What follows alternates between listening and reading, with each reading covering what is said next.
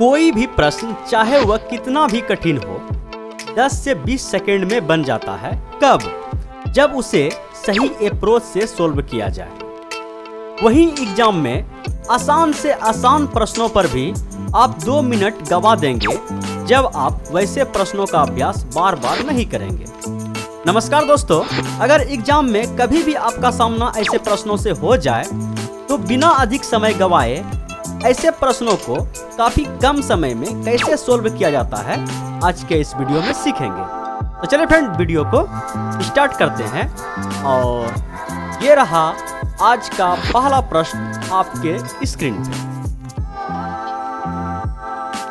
देखिए, आज का पहला प्रश्न है, एक वस्तु 10% की छूट पर बेची जाती है और नगद भुगतान करने पर 40% की अतिरिक्त छूट भी दी जाती है।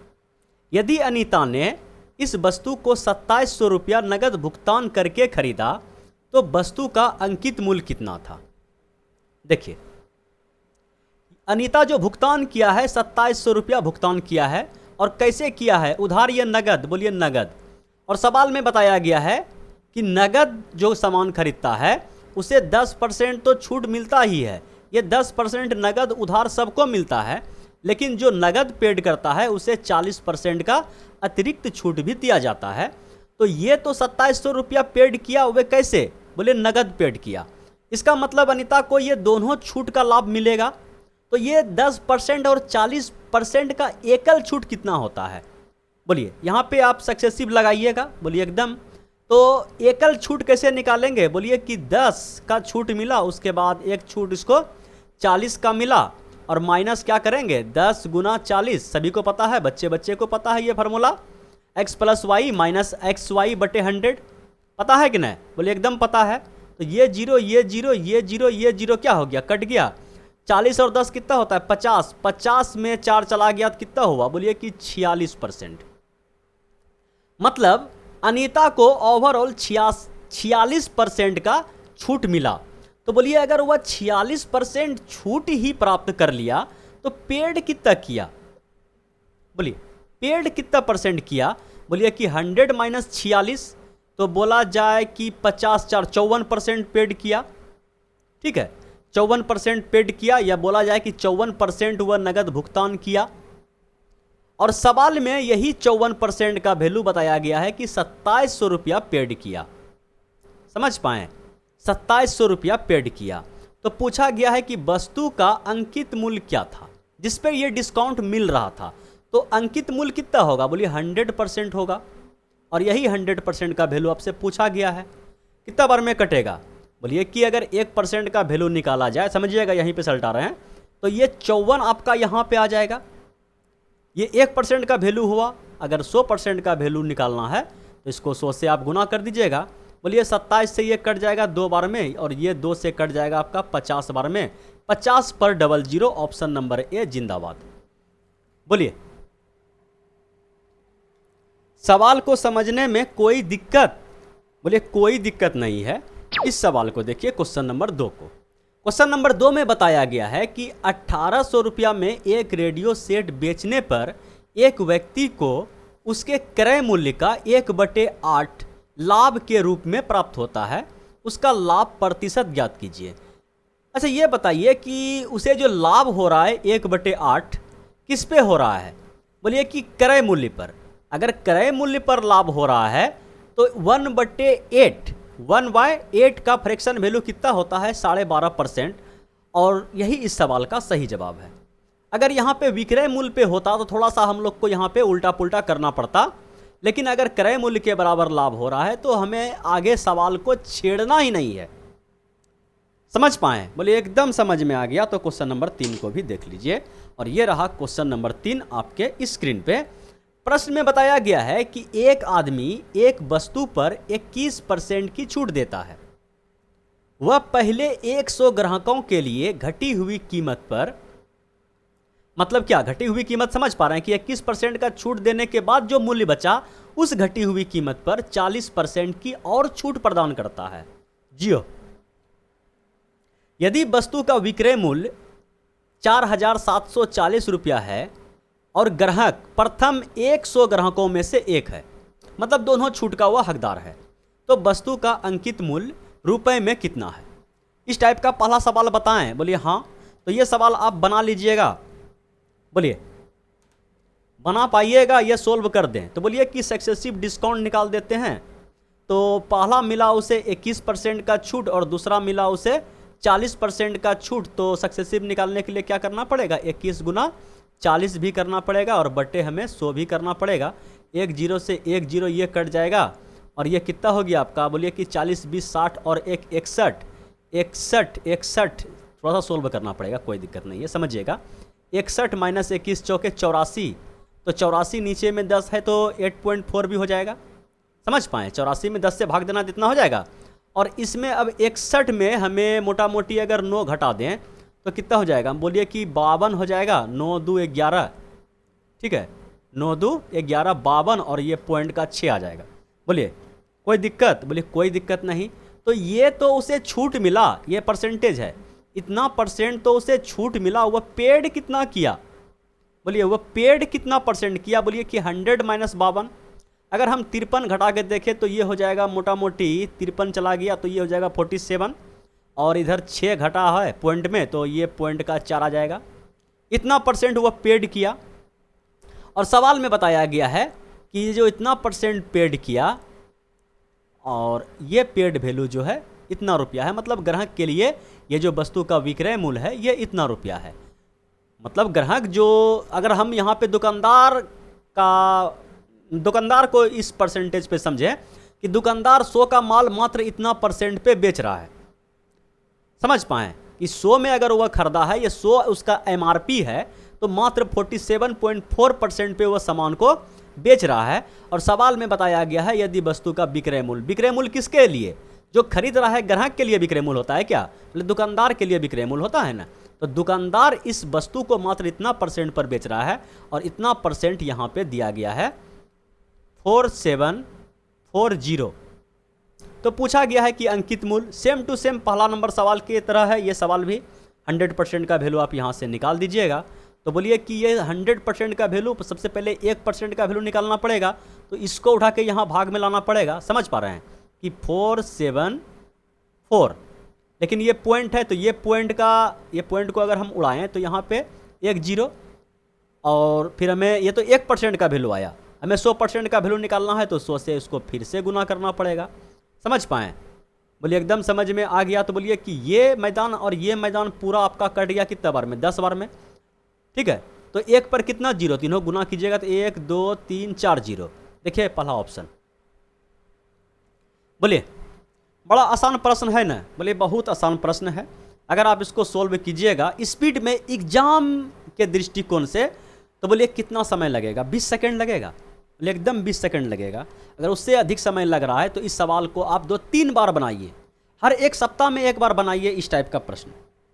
चलिए अब बढ़ते हैं क्वेश्चन नंबर 4 की ओर और ये रहा क्वेश्चन नंबर 4 आपके स्क्रीन पे, इसको भी देख लिया जाए। प्रश्न क्या है, किसी वस्तु के मूल्य में 30% की कमी होती है लेकिन उसकी दैनिक बिक्री में 35% की वृद्धि होती है। दैनिक बिक्री की प्राप्तियों पर शुद्ध प्रतिशत प्रभाव क्या होगा।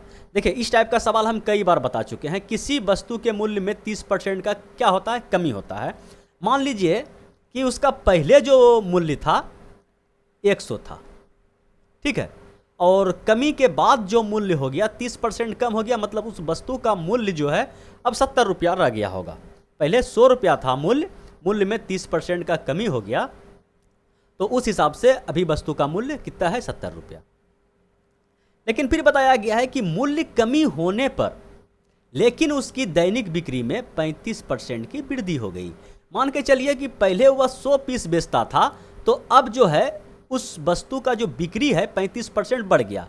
पहले 100 पीस बिकता था तो अभी जो है 135 पीस बिकेगा, समझ पाएँ। तो एक वस्तु का जो कीमत है पहले कितना था, बोलिए 100 रुपया था। पहले जिस समय मूल्य नहीं घटा था उस समय वस्तु का कीमत कितना था, बोलिए 100 रुपया था। एक वस्तु का कीमत 100 रुपया और 100 पीस बिकता था, उस हिसाब से उसके बटुए में कितना पैसा आता था। बोलिए कि इसको गुना कर दीजिए, 1 पर 4 जीरो हो जाएगा और समझिए फिर उसी टाइप से कि जब वस्तु का दाम, एक वस्तु का मूल्य जब 70 रुपया हो गया तो 135 पीस बिका, तो उसके बटुए में कितना पैसा आएगा? बोलिए इतना गुना करने के बाद, तो गुना करेंगे थोड़ा सा लंबा हो जाएगा, समझ पा रहे हैं? तो हम यहाँ पे कोशिश करते हैं कि जो कटने वाला है उसको कटाते हैं। बोलिए कि सबसे पहले कलर चेंज कर लीजिए, 1 0 से 1 0 ये कट जाएगा, बोलिए एकदम कट जाएगा, ये कट जाएगा 5 का 5, 5 दूना 10, और ये कट गया 5 दूना 10, 5 सत्ते 35, और कटेगा? बोलिए कि अब तो नहीं कटेगा, तो बोलिए कि 27 सत्ते कितना होता है? बोलिए कि 189, ठीक है, इसको गुना कर दिए और ये हो गया आपका 200। यहाँ तक समझने में किसी को कोई दिक्कत? बोले कोई दिक्कत नहीं है। जिस समय मूल्य नहीं घटा था उस समय उसके बटुए में 200 रुपया आता था, और जब मूल्य घट गया और उसका बिक्री में वृद्धि भी हो गया, फिर भी उसके बटुए में 189 रुपया ही आया। इसलिए हम बोल सकते हैं कि उसके राजस्व पर प्रभाव पड़ा। कैसा प्रभाव पड़ा? तो घाटा लगा, ठीक है। उसके बटुए में जो रुपया आने की जो संख्या थी वह क्या हो गया? उसमें कमी हो गया। कितना कमी हुआ भैया? तो बोलिए 11 का कमी हुआ। पहले कितना आता था इनिशियल से? 200। परसेंटेज पूछा गया है तो 100 से तुलना कर दीजिए, समझ पाएँ? बोले ये 00 से ये 00 कट गया, 11/2 सभी को पता है कि 5.5 होता है। अब 5.5 इंक्रीज हुआ या डिक्रीज हुआ? बोलिए भैया खुलेआम तो चिक चिक के सवाल दिखा रहा है कि डिक्रीज हुआ, समझ पाएँ? बोलिए अगर आप इस सवाल को एग्जाम में बनाइएगा तो 5 सेकंड काफ़ी है, 20 सेकंड का तो बात छोड़िए, 5 सेकंड के अंदर इस सवाल का आप आंसर कर सकते हैं। अगर हर कम से कम इस टाइप के सवाल को 1 महीने में भी एक बार अगर आप रिवीजन कर लेते हैं तो। चलिए अब बढ़ते हैं क्वेश्चन नंबर 5 की ओर, और ये रहा क्वेश्चन नंबर 5 आपके स्क्रीन पे। प्रश्न है कि एक महिला ने अपना ईयरफोन 2000 रुपया में बेचने दीजिए, और क्रय मूल्य के बराबर प्रतिशत लाभ प्राप्त हुआ। तो बोलिए ईयरफोन का क्रय मूल्य कितना है? तो इस सवाल को तो आंख कान बंद करके इसका आंसर हम ये कर सकते हैं। और कैसे करते हैं कि ये जो बिक्री मूल्य है, ठीक है, जितना में सामान को बेचा, कितना बेचा? बोले कि 2000 रुपया में। इसको दो ऐसे फैक्टर में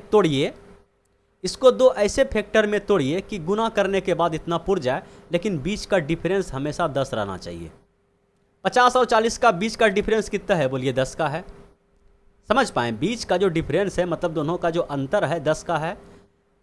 अगर क्रय मूल्य पूछा जाए तो छोटा वैल्यू पे 1 0 चिपका दीजिए, ये शॉर्ट ट्रिक है। और ये कैसे होता है? तो आइए उसको भी सीखते हैं कि ये कैसे होता है। सवाल तो कब का बन के तैयार है, ठीक है।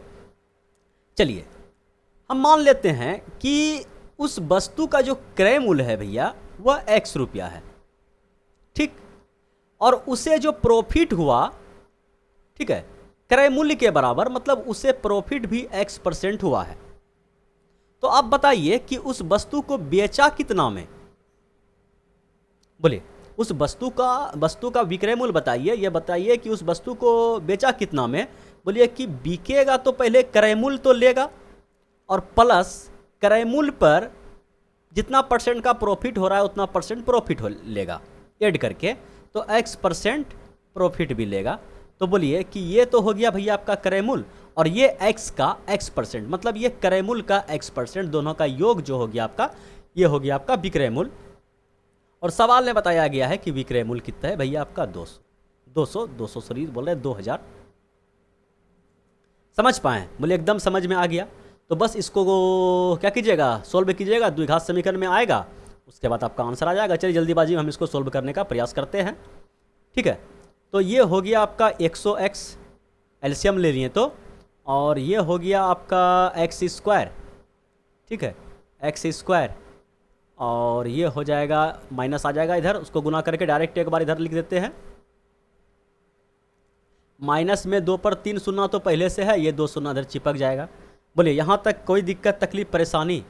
बोलिए कोई दिक्कत तकलीफ परेशानी नहीं है, ये द्विघात में आया। अगर हम इसको थोड़ा सा स्टैंडर्ड फॉर्म कर दें कि x² को इधर लिख दें, और इस 100x को हम यहाँ प्लस में इस टाइप से लिख दें, और माइनस का 3 2 5 0, 1 2 3 4 5 0 बराबर 0। तो अब अगर यहाँ पे आप तोड़िएगा तो x² यहाँ पे क्या छूट गया? यहाँ पे x है, ठीक है, तो इसको हम लिख सकते हैं कि 500x माइनस का 400x और माइनस का 2 पर 1, 2, 3, 4, 5 बराबर 0। तो यहाँ से आपको तो पता है कि माइनस वाला जो है उसका आंसर आएगा, तो इस हिसाब से x का मान कितना आ जाएगा, बोलिए कि 400। समझ पाएँ कि उस वस्तु का क्रयमूल्य कितना है, तो बोलिए 400। प्रॉफिट कितना परसेंट का हुआ है, तो 400% का प्रॉफिट हुआ है। बोलिए, दोनों तरीका बता दिए, एक देख के आंसर करने वाला और एक इत्मीनान से आंसर करने वाला। अगर आपके पास टाइम बच गया है तो आप इत्मीनान से सोल्व कीजिए। अगर आपके पास एग्जाम में टाइम का अभाव है तो जो पहला तरीका बताएं, देखिए और ठोकिए, उस मेथड को अपनाइए और आंसर करके आगे बढ़िए। तो चलिए भैया, यही था आज का last question. Thanks for watching full video. Thank you.